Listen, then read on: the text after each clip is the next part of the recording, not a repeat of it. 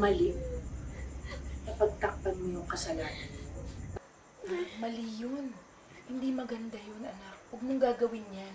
Huwag mong bibintangan ng tatay mo na kung ano-ano. Mabigat yan eh. Hindi ako bibintang na totoo po lahat ang sinasabi ko. Marta, ganito. Ganito, makikinig ka sa akin, anak, ha? Hinding-hindi ako maniniwala sa'yo. Hinding-hindi ako maniniwala sa kasinungalingan mo dahil hindi magagawa yun sa'yo ng tatay mo. Kahit kailan.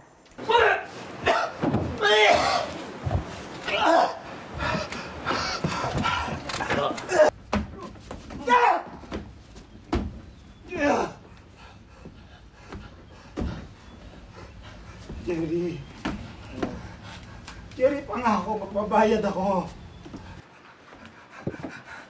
Sa makalawa, darating yung pera ng asawa ko. Pero wag na yun, wala akong ibabayad sa'yo. Wala akong ibibigay. Jerry.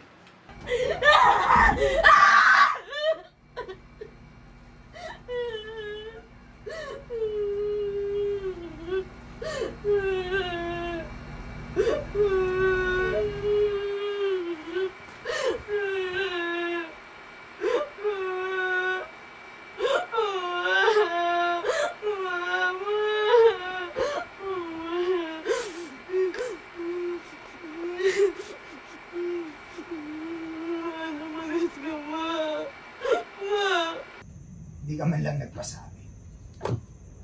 Ito ba talaga yung naatupag mo habang nagtatrabaho ako, nagpapakahirap ako, umiinom ka lang lagi?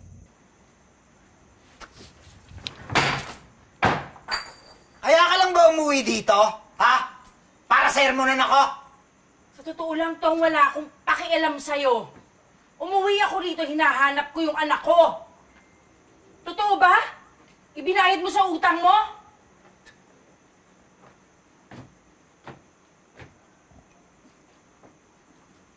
Nasaan si Marta? Nasaan?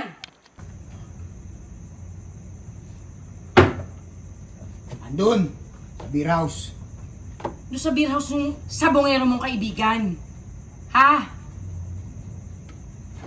Eh, ano ba? Totoo nga! Totoo nga! Baka walang hiya mo? Sige!